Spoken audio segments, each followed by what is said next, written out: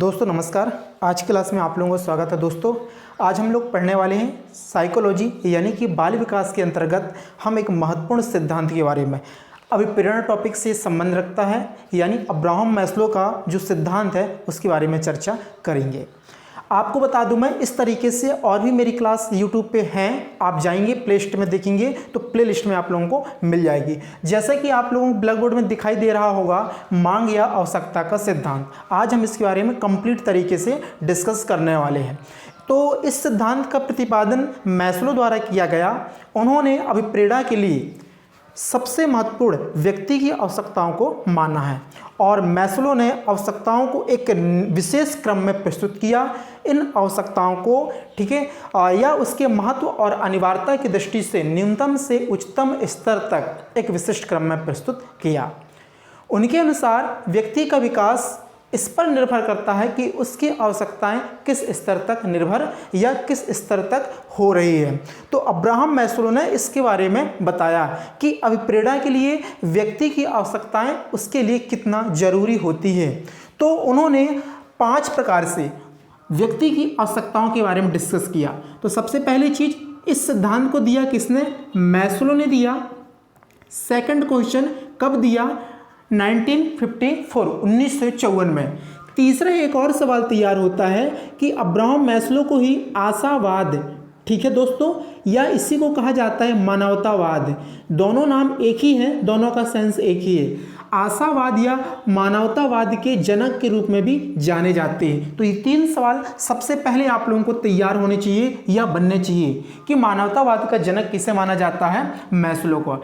अब देखिए Abraham Maslow ने क्या बताया, इस चीज़ को आप लोग यहाँ पे समझेंगे और मैं आप लोगों को इस बात को समझाने का प्रयास करूँगा। इस प्रकार से कि मैं ट्रायंगल का यहाँ पर एक फ्रेम बनाया है और मैं एक ट्रिक भी आप लोगों को बताने वाला हूँ कि ट्रिक किस प्रकार से आप लोग याद करेंगे।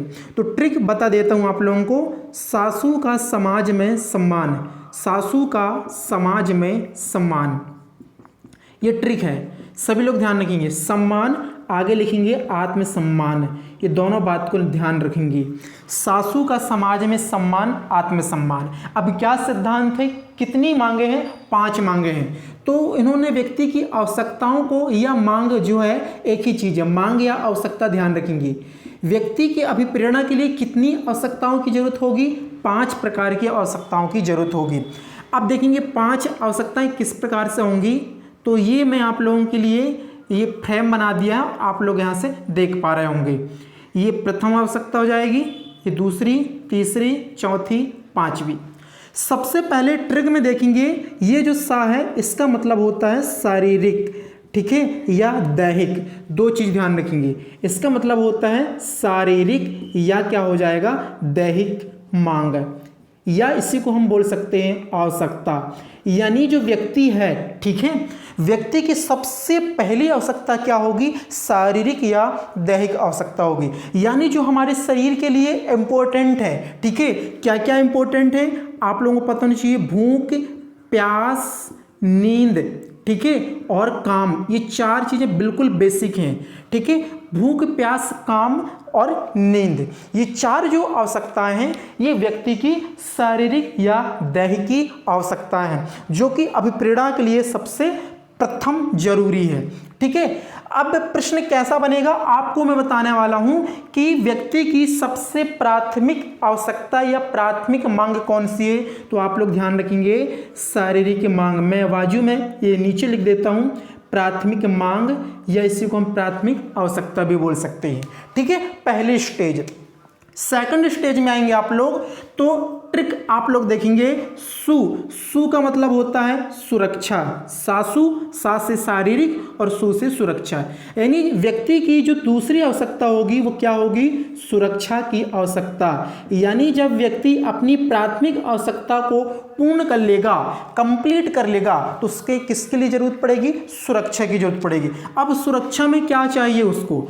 आपको पता है सुरक्षा में उसको क्या चाहिए? बिल्कुल, तो सुरक्षा के लिए उसको क्या चाहिए? आवास चाहिए कि नहीं चाहिए? आवास चाहिए। उसको क्या चाहिए? कपड़े चाहिए। आपने पढ़ा होगा आवास, कपड़े और रोटी, 3 व्यक्ति की है ना बेसिक नीड होती है, बेसिक आवश्यकता होती है। ठीक है, तो 2 चीज़ें चाहिए, आवास, कपड़े और रोटी, ये भी लिख सकते हैं आप लोग। यानी व्यक्ति को सुरक्षित रहने के लिए उसे रोटी भी जरूरत होगी, रहने के लिए आवास या निवास वो भी जरूरत होगी, और तीसरी चीज़ दी गई है क्या, कपड़े। ठीक है, व्यक्ति को ये तीनों चीज़ें अपनी सुरक्षा के लिए चाहिए होगा। अब हम देखेंगे तीसरी मांग के बारे में कि मैस्लो ने तीसरी मांग क्या बताया है। ट्रिक देखेंगे क्या लिखा हुआ है, समाज, सासू का समाज में सम्मान। ठीक है, अब सासू का समाज में सम्मान यानी सामाजिक आवश्यकता, क्या चाहिए होगा उसको, सामाजिक आवश्यकता। यानी व्यक्ति जब अपनी प्राथमिक आवश्यकता को प्राप्त कर लेगा या पूर्ण कर लेगा, जब उसे सुरक्षा की आवश्यकता भी जरूरत पड़ेगी, वह भी कंप्लीट हो जाएगी, तो तीसरे नंबर पे उसे समाज की जरूरत पड़ेगी। अब दोस्तों समाज की जरूरत क्यों पड़ेगी, आप लोग ध्यान देंगे, व्यक्ति जब समाज में रहेगा तो उसे प्रेम या प्यार, लोगों का स्नेह, ठीक है, ये चीज़ें, और आप लोग बोल सकते हैं प्रेम, स्नेह, अपनापन, जिस भी अपने वातावरण में समूह, परिवार, समाज में रहेगा वहाँ पर उसे अपनापन महसूस होगा, क्योंकि वह अपने लोगों के साथ रहेगा, अपने परिवार के लोगों के साथ मौजूद होगा। तो इस प्रकार से जब वह शारीरिक आवश्यकताएं कंप्लीट हो जाएंगी उसकी सुरक्षा, तो वो समाज में इन चीज़ों की उसे आवश्यकता पड़ेगी। वो समाज में रह करके लोगों का प्यार, स्नेह और अपनापन महसूस करेगा ज़रूरत के रूप में, तो ये आवश्यकताएं भी उसकी पूरी होंगी। ठीक है दोस्तों, सभी को समझ में आ रहा होगा अब्राहम मैस्लो के द्वारा दिया गया, ठीक है, मांग, आवश्यकता या पदानुक्रम का सिद्धांत। वेरी मोस्ट, यहां से क्वेश्चन 100% है। किसी भी राज्य की शिक्षक पात्रता परीक्षा के लिए आप अगर एग्जाम देते हैं तो वहां पे पूछे जाएंगे। अब आगे बढ़ते हैं, चौथी मांग क्या है, आप ट्रिक में देख रहे हैं, सम्मान। ठीक है, क्या है, सम्मान, यानी उसको चौथे नंबर पे किसकी आवश्यकता पड़ेगी, सम्मान की आवश्यकता पड़ेगी। ठीक है, सम्मान, आवश्यकता। जब व्यक्ति समाज में इन चीज़ों को प्राप्त कर लेगा, प्रेम, स्नेह, अपनापन, तो उसे किसकी जरूरत होगी, सम्मान की जरूरत होगी। सम्मान में मतलब क्या चाहिए होगा उसको, सामाजिक प्रतिष्ठा चाहिए होगा। ठीक है, इसके बाद उसको पहचान चाहिए होगी कि समाज में उसकी एक पहचान हो। इसके बाद उसका सम्मान, मान सम्मान, ये चीज़ें क्या होंगी, व्यक्ति को उसके लिए आवश्यक होंगी। ठीक है, कब, चौथी अवस्था सम्मान की मांग या सम्मान की आवश्यकता में। समझ में आ रहा है सभी लोगों को, यहाँ पर सामाजिक आवश्यकता और चौथे नंबर में सम्मान। सम्मान में उसे सामाजिक प्रतिष्ठा चाहिए होगा, समाज के लोगों के द्वारा एक पहचान बनेगी और सम्मान मिलेगा। तो ये चीज़ें व्यक्ति को सामाजिक आवश्यकताएं के बाद सम्मान की आवश्यकताएं वाले स्टेज में चाहिए होगा। और सबसे आखिरी और सबसे अंतिम मैस्लो के द्वारा बताया गया व्यक्ति की अभिप्रेरणा के लिए आवश्यकता के नियम या आवश्यकता में पांचवी आवश्यकता होगी आत्म सिद्धि या आत्म अनुभूति की आवश्यकता। आत्म सिद्धि की आवश्यकता। ठीक है, यहाँ पर भी की रहेगा, यहाँ पर भी की रहेगा। समाज की आवश्यकता या सामाजिक, यहाँ पे समाज की आवश्यकता लिख दीजिए, समाज की आवश्यकता, यहाँ पर भी सम्मान की आवश्यकता। ठीक है, अब क्या हुआ, पांचवें नंबर में क्या चाहिए उसको, आत्मसिद्धि की आवश्यकता। यानी व्यक्ति जो होगा वह क्या करेगा, अपनी आत्मा की अनुभूति करेगा, यानी आत्म अनुभूति, आत्मसिद्धि, या यहाँ पर हम इसी को बोल सकते हैं ईश्वर की मांग। ठीक है, ईश्वर की मांग भी बोल सकते हैं। आखिरी स्टेज को, आखिरी आवश्यकता को ईश्वर की मांग भी कह सकते हैं। तो ये आप लोगों को समझ में आया होगा, 5 प्रकार की आवश्यकताओं के बारे में डिस्कस मैंने कर दिया। अब सवाल कैसे तैयार होंगे, ये मेरी बात को समझेंगे सभी लोग, और पुराने पेपर आप लोग उठाकर देख लीजिए, किसी भी राज्य की शिक्षक पात्रता परीक्षा हो, हर जगह यहाँ से प्रश्न पूछे गए हैं। अब प्रश्न कौन कौन से आए हैं समझिएगा। अब देखना, पहला प्रश्न तो यही हुआ कि मैस्लो के अनुसार उसके अभिप्रेरणा के सिद्धांत में प्राथमिक आवश्यकता या प्राथमिक मांग कौन सी है। तो आप क्या बोल सकते हैं, शारीरिक दैहिक मांग या शारीरिक दैहिक की आवश्यकता।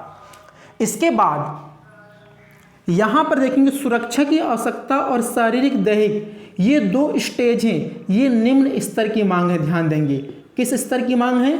निम्न स्तर या निम्न स्तर की आवश्यकता। सवाल में पूछ सकता है आपसे कि निम्न स्तर की आवश्यकताएं कौन कौन सी हैं, तो शारीरिक और सुरक्षा यानी सासू, क्या ध्यान रखेंगे? सासू।